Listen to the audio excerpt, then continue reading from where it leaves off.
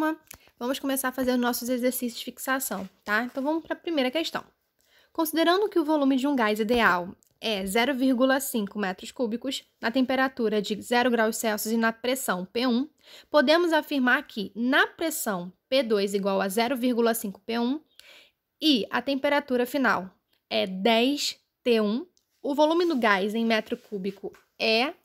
Então, vamos lá, pessoal. Primeiro de tudo, eu sempre falo para vocês primeiro anotarem os dados relevantes que são ditos no enunciado. Então, estão aqui todos os dados, esses são.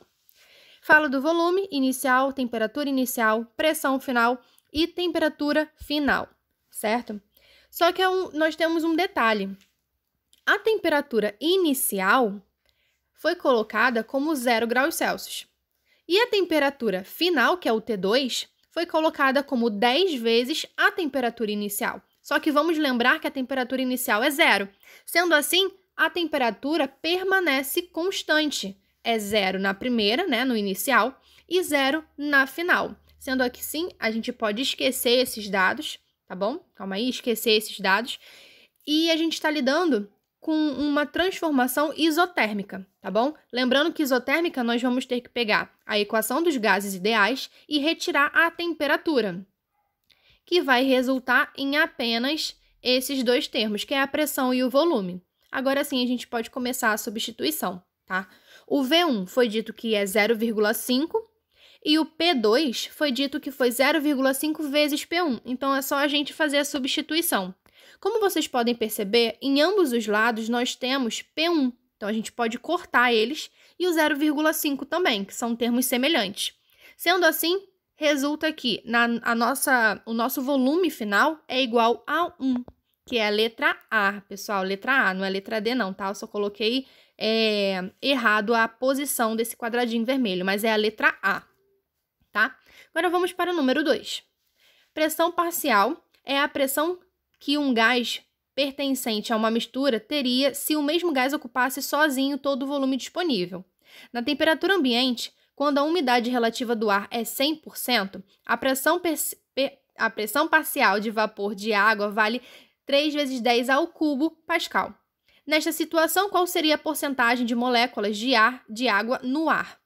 Dados: a pressão atmosférica vale 1 vezes 10 elevado à quinta pascal. Considere que o ar se comporta como um gás ideal. Então, vamos lá, pessoal. Primeiro de tudo, como vocês podem ver nesse enunciado, ele está falando sobre temperatura, está falando sobre moléculas, né? Que é o número de moléculas que ele quer saber. Então, isso significa que nós vamos ter que utilizar a lei de Clapeyron, que é essa, PV igual a nRT, que é por você nunca rezei tanto, tá bom? Nossa frase especial. Então, o que nós vamos fazer? Como ele quer a porcentagem, né? Isso significa que nós temos que verificar qual é o número de moléculas no ar e qual é o número de moléculas na atmosfera. Então, aqui, nessa primeira equação, nós vamos colocar os termos em relação ao ar e vamos isolar o número de moléculas do ar. Então, aí a gente só está mexendo com uma equação literal, tá? E na próxima equação, novamente, a lei de Clapeyron, vamos colocar em evidência o número de moléculas da atmosfera, certo? Então, aí, ó, nós temos esses dois termos. Só que nós temos que lembrar o seguinte: para saber qual é a porcentagem de moléculas de água, basta fazer o Na dividido pelo N atmosférica, certo? E nós já temos esses dois termos, que foram os termos que a gente acabou de encontrar, tá? Que foram esses daí. Então, é só a gente colocar o primeiro multiplicado pelo inverso do segundo. Por que isso? Porque são dois termos, né, em uma fração. Então, fração em uma fração, nós temos que aplicar essa propriedade, tá? Multiplica o primeiro, coloca o primeiro e multiplica o inverso do segundo, tá? Vamos cortar todos os termos semelhantes. Nós temos a pressão e nós temos o volume. Então, isso significa que resta apenas a pressão. Tá? A temperatura é igual e o volume é igual, então nos resta apenas a pressão, que é PA sobre PATM. Tá? E como foi dito no enunciado, a pressão, no caso, a pressão PA é 3 vezes 10 ao cubo e a pressão atmosférica é 1 vezes 10 à quinta. Sendo assim, o resultado final vai ser 3, que é 3%, letra D, tá bom? Agora, vamos para a número 3. Número 3 diz o seguinte: um frasco para medicamento com capacidade de 50 ml contém 35 ml de remédio, sendo o volume restante ocupado por ar. Uma enfermeira encaixa uma seringa nesse frasco e retira 10 ml do medicamento sem que tenha entrado ou saído ar do frasco. Considere que durante o processo a temperatura do sistema tenha permanecido constante e que o ar dentro do frasco possa ser considerado um gás ideal. Na situação final, em que a seringa com o medicamento ainda estava encaixada no frasco, a retirada dessa dose fez com que o ar de dentro do frasco passasse a ser, em relação à pressão inicial, o que vai acontecer, pessoal? Tá? Após ela retirar essa seringa, o que vai acontecer com o ar dentro da seringa? Opa, o ar dentro da seringa. Então, vamos lá descobrir. Na primeira situação, nós temos, né, o V1, e a gente vai ter que calcular a medida desse volume, que é 50 ml, que é a capacidade do frasco, menos 35 ml, que é o que contém, tá? Vamos lembrar que contém 35 ml de remédio e o resto é ar.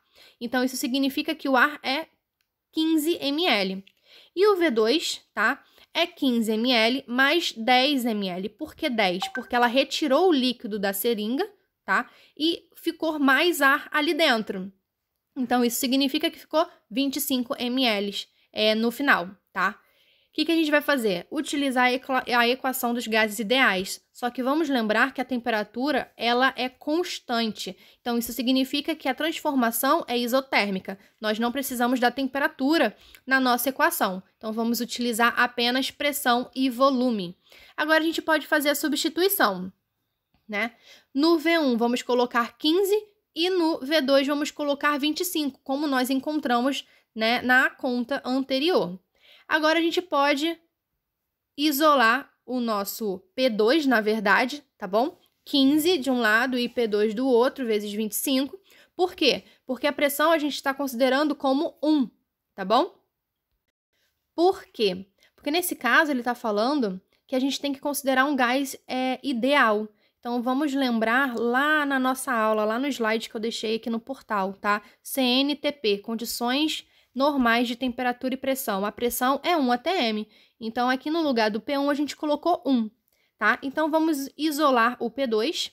15 dividido por 25 é igual a 0,6. E vamos transformar esse valor em uma porcentagem que vai dar 60%, tá? Então, 60% é o valor do ar, a pressão dentro do frasco, e reduzindo vai dar 40%. Então, 40% é a nossa resposta, tá bom? 40% menor, porque de acordo com a imagem aqui no enunciado, a gente pode perceber que diminuiu. Então, é menor, ok? Agora, número 4. Essa número 4, eu vou deixar essa primeira parte para vocês darem uma olhada, tá bom? Porque só é uma leitura bem extensa. Só que a parte mais importante para a gente é essa segunda, tá?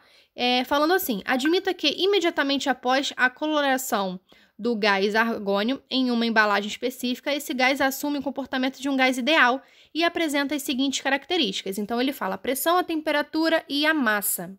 Então, vamos lá. Continuando, nessas condições, o volume em mililitros ocupado pelo gás na embalagem é... Então, vamos lá.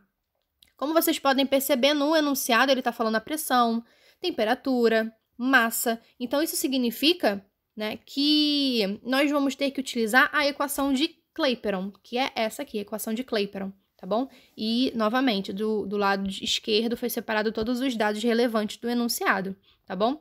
Só que, pessoal, nós temos um porém. Esse N é o número de moléculas e não foi dado do enunciado. No enunciado foi dado apenas a massa, que é 0,16 gramas, tá? E a massa molar do argônio, que é 40 gramas por mol.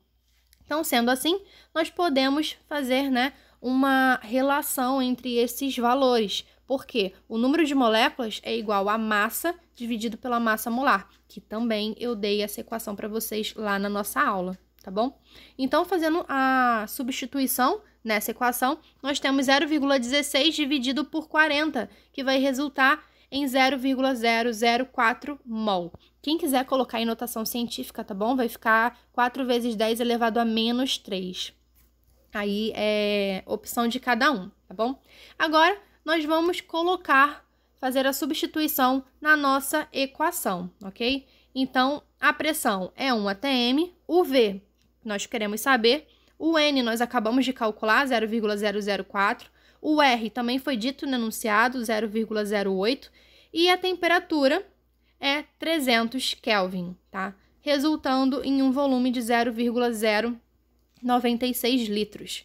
Só que no enunciado está pedindo em mililitro. Então, é só a gente multiplicar por 1000, que aí a gente já consegue a opção correta, que é a letra A, tá bom? E nós vamos agora para a nossa última questão.